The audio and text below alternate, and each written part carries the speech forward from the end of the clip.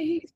All right. Thank you for being here, everyone. So we are going to talk about quarter one and like what all that entails and how can we as entrepreneurs be prepared for quarter one, because you don't need to prepare for quarter one in quarter one or be in quarter two and be preparing for quarter two. You need to think ahead. So what I've done here is just used some tactics that I have done over the years to really help amplify what we're going to be doing in 2026. And I have just kind of typed out very like smoothly here, no pictures, no special graphics or fonts, just how I look at the upcoming year. So definitely I think it's important to split it into four, so that way you can kind of see what is, the higher months, the lower months, especially for service and product based, quarter four can sometimes be a little slow. And then the beginning of quarter one, and then there's this jump between quarter three and quarter four.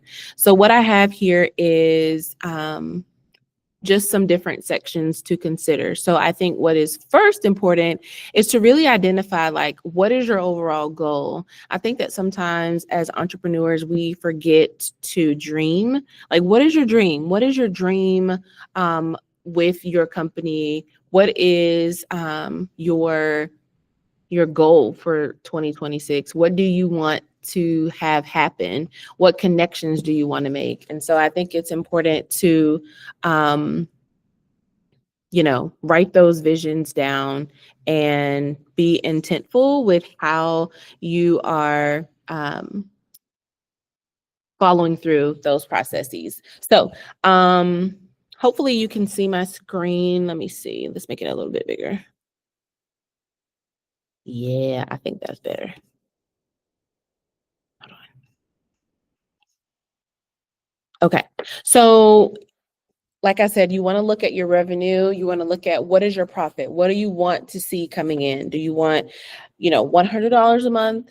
If so, what is it going to take with your products or your service to get that per month? If you, want 10,000 a month, what does that look like with the products and services that you have in order to reach that goal? So what we have here is, okay. Okay. All right. Hopefully you already know your ideal customer. When we think about like target audience, sometimes those things change, but you want to make sure that you can identify who your target audience is, and it's not just women. Okay, what type of woman? Is she a mom? Is she 30? Is she 14? You want to be very specific about your target audience, so that way your goal can be reached.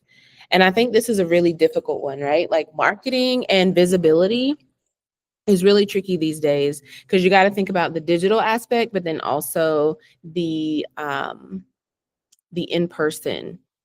So for instance, I was just at a restaurant and I looked at their Instagram first, because I'm a millennial. That's what I like to do. So I looked at their Instagram first and I was like, but because I was already outside, I went in.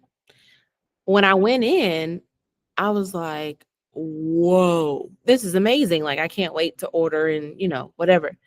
So what people see online needs to translate to what they get in person, because we all want an experience. And then, vice versa.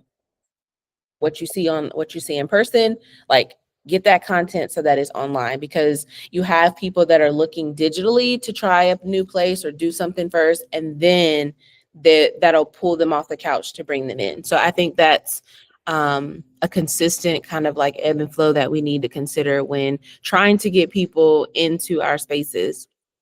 And then as far as your products and services, is there anything that is draining your time, draining your cash? Like, is there anything that you need to kind of let go of? Have you gotten feedback from your customers to say like, hey, this product or service,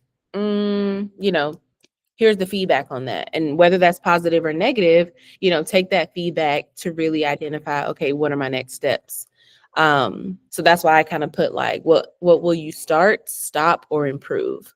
And that's just a good question to continuously ask yourself as you are progressing in 2026, because you don't want to keep a product that's not selling. You don't want to keep a product that people like don't enjoy, or they feel like it doesn't kind of have those 5 stars, if you will.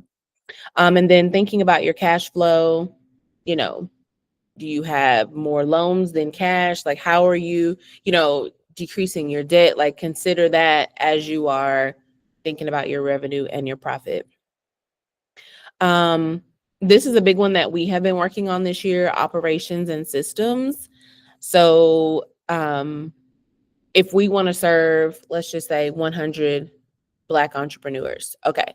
When those 100 people go through our site and then they're in our network, what is their process like?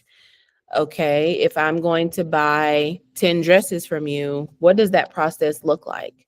Is it a lot of clicking for me? Is it a lot of data collection, or I have to add my address and then add my phone number and then add my, what does that system look like? What does your operation look like? And then after I purchase it, what's my wait time? Do I get a follow-up email? So really streamlining those systems so that your customer will be at that starting point to that end point, and then repeat that process all over again, because that's ultimately the goal.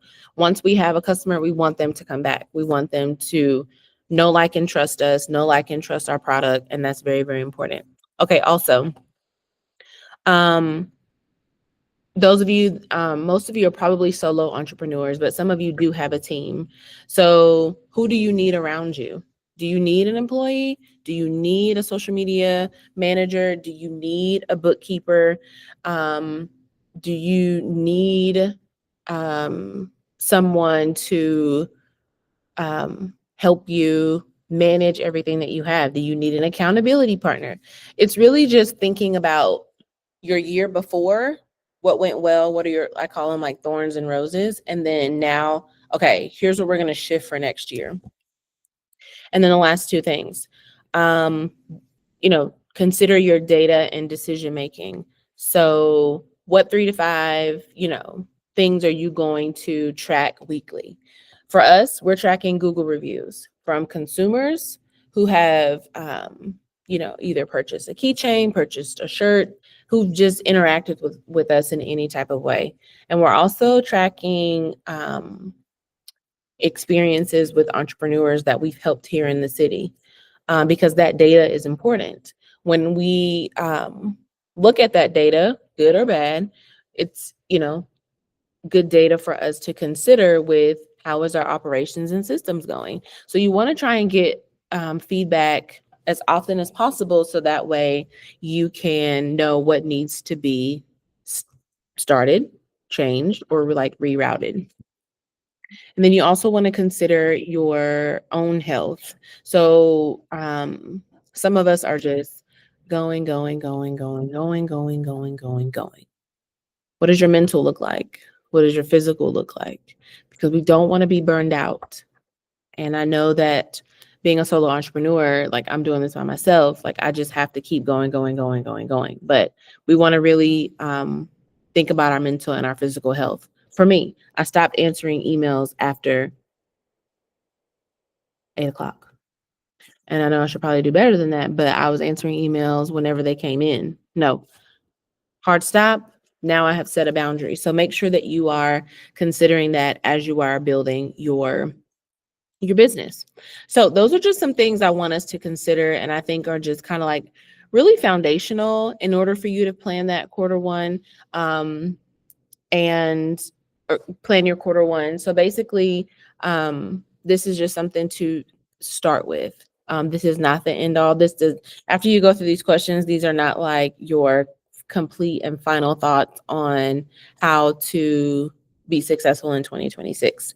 Some things that, I also would consider that someone would do when planning is to really I do 2 quarters at a time. Well, first I start off with kind of like a quadrant on a whiteboard, and I'll go through and put those months there. And then I go back and I put in what events we do every single year. So we know in June, there's always a Juneteenth jump off. So boom, Juneteenth jump off is happening again. We don't know where, we don't know how, but we know it's happening again in June. So what events do you have that are kind of, really good money makers for you, or places that you enjoy going and you kind of know the organizer and it's just a seamless connection point? Those are things that you want to add back to your quarter two. And then think about, different service opportunities or businesses that you can connect with to maybe add on more events, or just like be connected with them. Okay, back to us. So there's a quadrant on the whiteboard. It's split in 4. We have the months laid out on, okay, we're going to do this, then we're going to do that, then we're going to do this. And then I try to add in 2 new things per year. Doesn't always happen. But what areas in those quadrants from quarter 1, 2, 3, and 4 will help me like kind of maximize connections, maximize, consumer like relationships. So after we kind of lay out those repetitive events, then it goes to like, okay, what is our goal for revenue for each one of these events? Okay, what is our process for collecting tickets for these events? What is our process for, like, are we having food? Yes or no? So like my team and I, we will decide like, okay, there'll be food here, but not food there. Or we'll have, 10 vendors here and only 4 here. So it's really just so we start kind of like with a bigger picture. And so now that we have that quadrant split in 4, now let's go to quadrant 1. Okay, we have 3 events coming up. We already have a DJ. Okay, we have the graphic. We're just going to change the picture, or we're going to change the or we're going to, have our graphic designer create something different. Let's look at the one we used last year. Let's look at the Instagram data from last year to see, what was the success for this. And so that is kind of how I plan it out. And then we use Trello to identify like what are those next steps. And so inside of Trello, now we have this information of, okay, now we are going to do this event. These are the people that we want connected with it. This is the cost. Here's how much we hope to make from that. And then we recheck that Trello, Trello, constantly, and then we can make edits and adjust from there.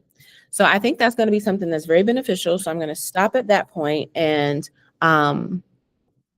let you kind of digress with that. And then we'll come back to really talk through, and I'll take some questions and answers.